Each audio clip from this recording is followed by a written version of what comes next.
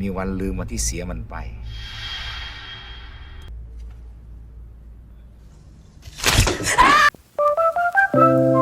Hai, selamat datang di channel Movie Freak. Hari ini gue bakalan ceritain alur film yang gokil banget. Film ini akan lebih berfokus pada adegan real fighting, karena sang aktor utama melakukan semua adegan berantemnya itu tanpa double stuntman atau pemeran pengganti.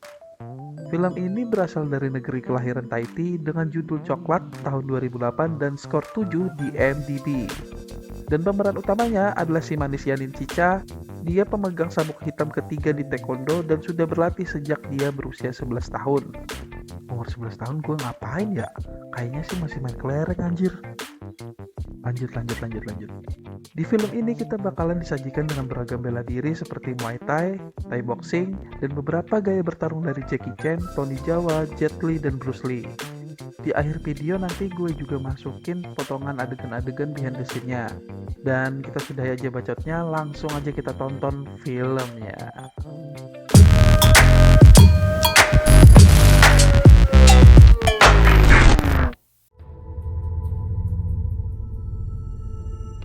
Diawali dengan adegan saling todong-todongan pistol antara gangster Thailand dan Yakuza dari Jepang. Para Yakuza beranggotakan para samurai, sedangkan anggota gangster Thailand isinya tuh penuh dengan laki-laki setengah jadi lah, atau dalam bahasa latinnya adalah waria. Mereka sedang mempermasalahkan wilayah gangster Thailand yang ternyata salah satu anak buah Yakuza berbisnis di wilayah mereka. Bos gangster Thailand yang bernama nomor 8, entah kenapa namanya jadi nomor 8 ya. Biar gak ribet kita panggil saja dia si Udin.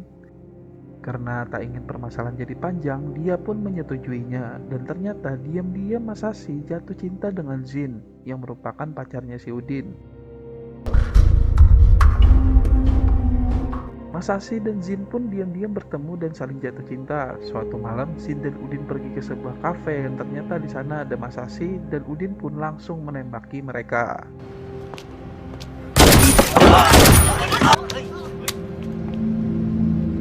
Ternyata Udin mengetahui hubungan antara Masashi dan Jin. Lalu Jin ternyata lebih memilih Masashi dan mendadak มึงสองคนคบกันอีก Udin menembak kakinya sendiri sebagai simbol sekaligus ancaman untuk mereka berdua agar tak saling bertemu lagi. Lalu Jin yang habis enak-enak dengan Masashi menyuruh Masashi untuk pulang ke Jepang. You should go back to Japan.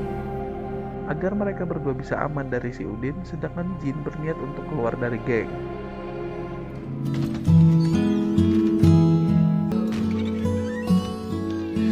Saat mereka berdua sudah berpisah, ternyata Jin sedang hamil. Dan setelah melahirkan anak dari Masashi, anak tersebut ternyata mengalami gangguan pada otaknya yang membuatnya menjadi anak autis. ในเรื่องของพัฒนาการทางสมองล่ะครับ Anak ini diberi nama Zen. Walau dia anak autis, Jin tetap menyayanginya sepenuh hati. Bahkan Jin juga mengirimi surat ke Masashi untuk mengabarkan kondisinya. Tetapi gara-gara hal tersebut, si Udin pun mengetahui surat yang dikirim Jin, sehingga dia pun mendatangi Jin dan mengancamnya. Sen! Agar Jin tak meremehkan ancamannya, si Udin pun memotong jempol kaki Jin sebagai bentuk keseriusannya. ที่เสียมันไป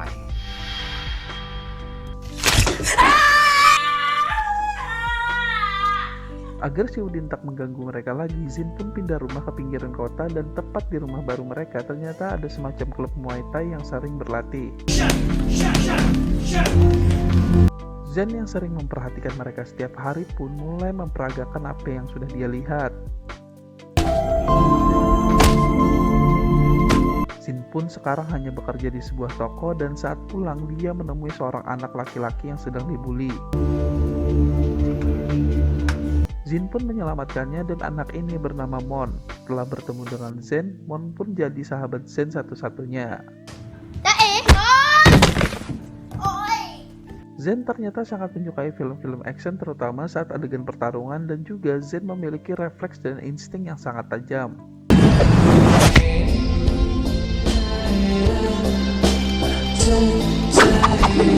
Saat Jin dan Mon menginjak usia remaja, Mon pun memanfaatkan kemampuan Jin untuk membuat sebuah pertunjukan agar bisa menghasilkan uang.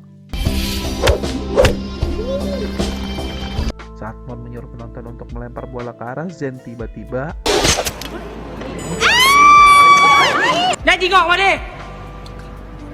ternyata yang melemparkan pisau tersebut adalah preman-preman kampung yang kesal dengan pertunjukan mereka.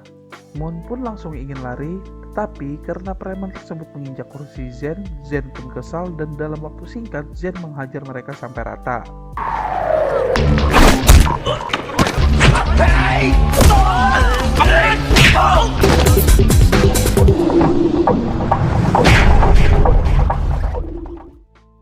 Walau memiliki kemampuan yang hebat, ternyata Zen memiliki kelemahan yaitu takut dengan lalat yang berterbangan. Iya. Selama ini, Mon dan Zen mengumpulkan uang untuk kebutuhan biaya pengobatan Jin. Ternyata Jin selama ini mengidap penyakit kanker yang mengharuskan dia untuk dirawat di rumah sakit dan menjalani kemoterapi. แพ้ที่ตามมาก็อย่างที่บอกไปว่าจะรุนแรงหน่อย นานๆหน่อยแล้วกัน โอเค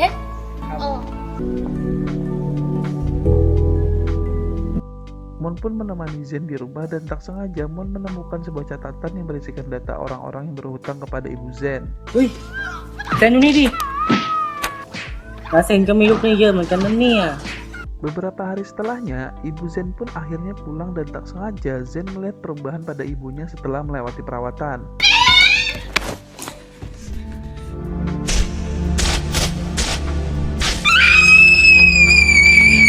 Karena emosi yang tak stabil, Zen pun melampiaskan kekesalannya dengan memotong rambutnya.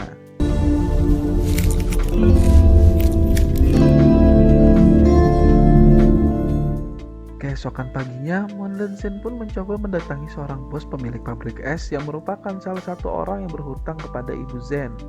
Dan dia mencoba menagih hutang tersebut agar dibayarkan, tetapi mereka malah diusir dari sana. แม่แกอยู่ ถ้าเราได้เงินมานะ Tetapi Zen bersikeras karena membutuhkan uang untuk perawatan ibunya, dia pun mendapatkan perlakuan kasar dari bos es tersebut.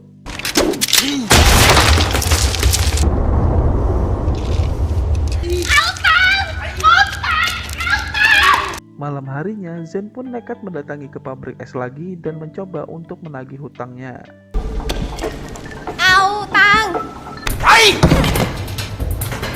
Zen pun diperlakukan dengan sangat kasar oleh anak buahnya.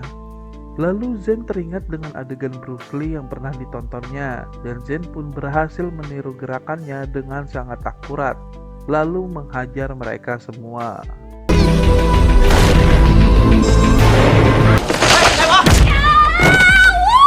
Anjay, Bruce Lee versi cewek ini.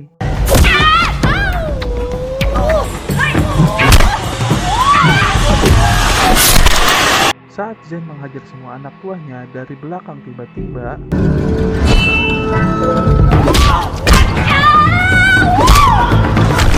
ya, semua habis dihajar oleh Zen. Mamam anjir. Karena bos Kang Es pingsan, Zen pun mengambil uangnya yang berada di tas pinggang bos tersebut.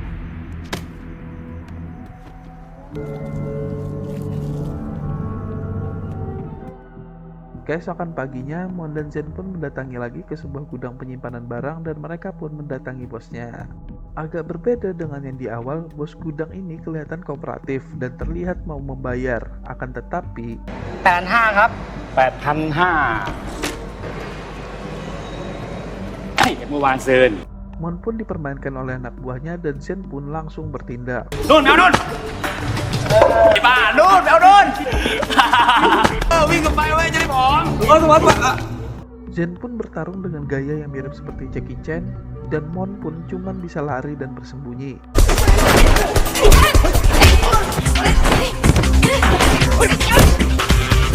Halah, dasar noob.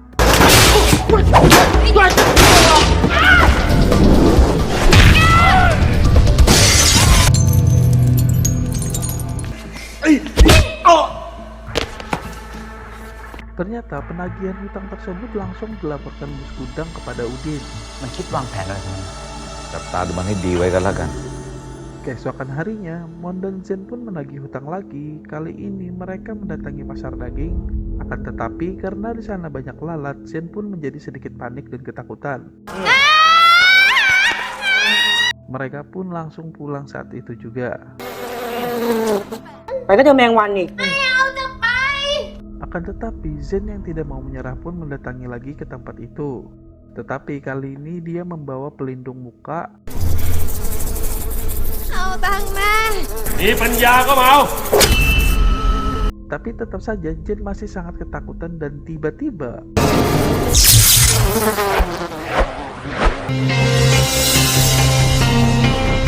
iya, dia pakai raket elektrik pembunuh lalat agar Zen bisa maju menghajar bos daging tersebut.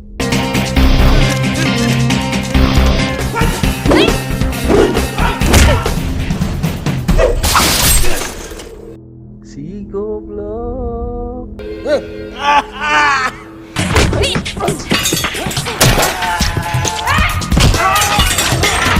Kali ini musuh Zen banyak yang menggunakan senjata tajam dan Zen pun memakai tongkat sebagai senjatanya.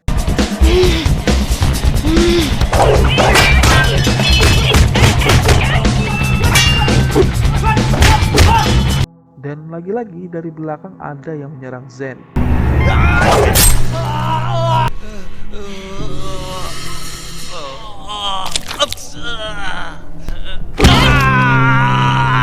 Dan Zen pun berhasil menagih hutang tersebut. เอาไป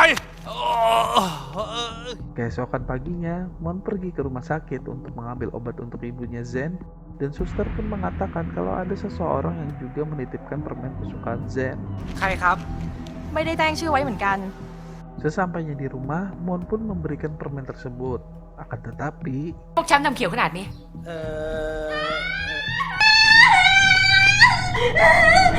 ya itu adalah jempol ibunya dulu yang dipotong Udin. Ibu Zen pun menjadi emosi, dan Mon pun akhirnya mengatakan bahwa selama ini mereka mendapatkan uang hasil dari penagihan hutang yang ada di buku. Dan ternyata bekas jempol kaki tersebut sebagai bentuk peringatan dari si Udin karena sudah mengambil uangnya. มุงช่วยอะไรนะหน่อยนะ เดี๋ยวนะจะฝากจดหมายไปให้นิชิสั่งที่ร้าน Karena situasi menjadi sulit, Ibu Zen pun meminta Mon untuk mengirim surat ke sebuah restoran Jepang, dan ternyata anak buah Udin sudah berada di sana.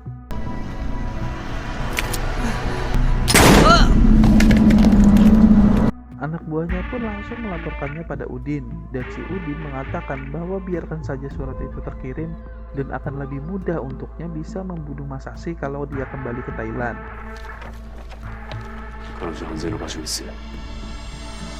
Seperti dugaan si Udin, Masashi pun berniat untuk kembali ke Thailand setelah menerima surat tersebut, dan Masashi pun menyuruh anak buahnya untuk memastikan keselamatan Jin dan anaknya. Sesampainya di rumah Jin, ternyata kedatangannya sudah diketahui oleh anak buah Udin yang berdandan kayak Hello Kitty tetapi badan kayak kuli. Anak buah Masashi pun langsung bersembunyi. ฮัลโหลเงียบยังกระเป๋าซ่า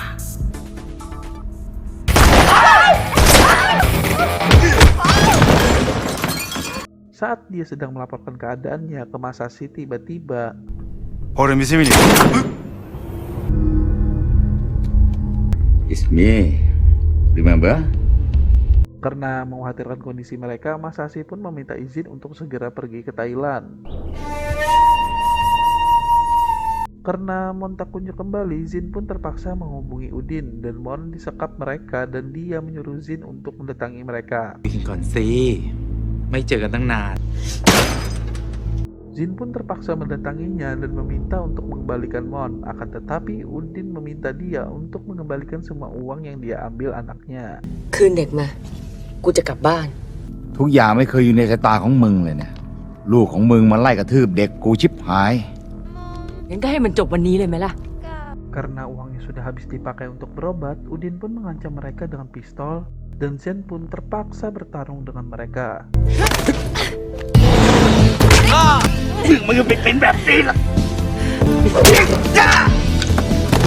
Lalu saat Jin mencoba kabur, si Udin pun langsung menembaknya.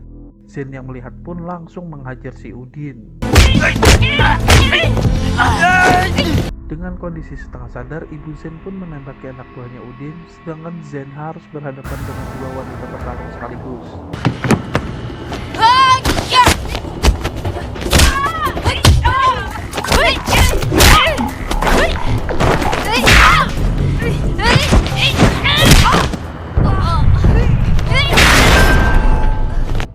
Zen mendadak ditangkap Udin dan saat dia mencoba menyelamatkannya, ternyata anak buah si Udin pun langsung mengejarnya.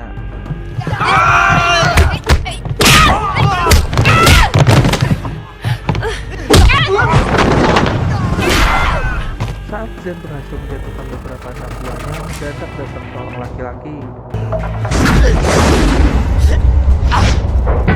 Ya, dia juga memiliki sedikit kelainan, akan tetapi dia juga memiliki skill bertarung yang luar biasa.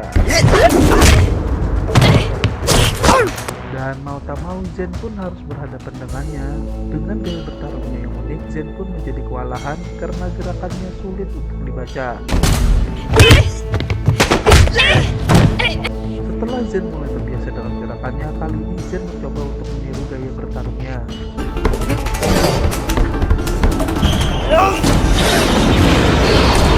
Alhasil, pertarungan pun dimenangkan Zen.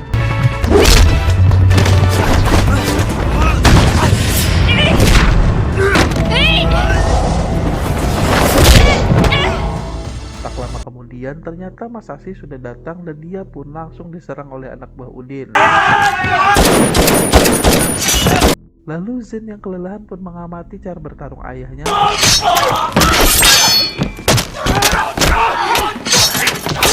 Saat Masashi berhasil menarik istrinya, tiba-tiba ya, istrinya pun sekarat. Masashi pun menjadi kewalahan karena bertarung sambil melindunginya.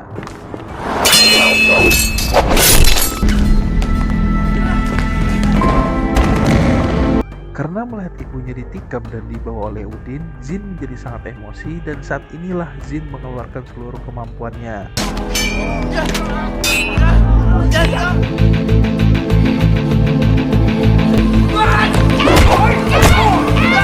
Setelah berhasil menghajar semua anak buah Udin, dia pun mengejarnya. Si Udin yang menjadi terpojokan pun kerepotan membawa Zen. Dia pun terpaksa menjatuhkannya.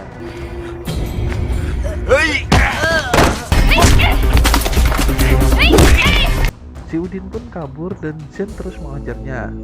Ternyata anak buah Udin berdatangan lagi dan kali ini pertarungan mereka berada di sisi luar gedung.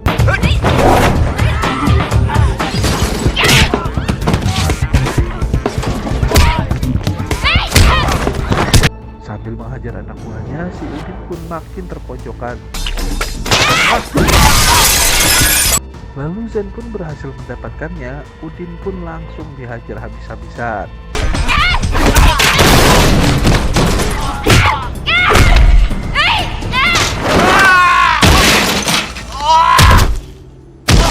Setelah si Udin tewas, Zen pun langsung mendatangi ibunya dan sayangnya ibunya sudah tewas. Di saat itu juga ayah Zen pun memeluknya untuk pertama kali dan Zen pun dibawa ayahnya pergi ke Jepang.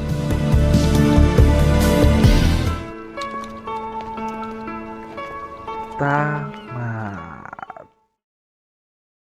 Seperti pada film action biasa, cerita pada film ini terbilang sederhana dan lebih berfokus pada adegan-adegan pertarungan yang seru. Tetapi ya secara keseluruhan menurut gue alur ceritanya cukup menarik dan wajib kalian tonton langsung. Selain itu, ada salah satu kalimat dari film ini yang sangat berkesan menurut gue. Di dunia ini tidak ada segala sesuatu yang sempurna, tetapi ada satu hal yang bisa membuatnya sempurna, yaitu cinta. Anjay. Oke, ini ada beberapa adegan behind the scene yang lumayan seru, yang membuktikan pertarungan yang dilakukan Zen benar-benar asli.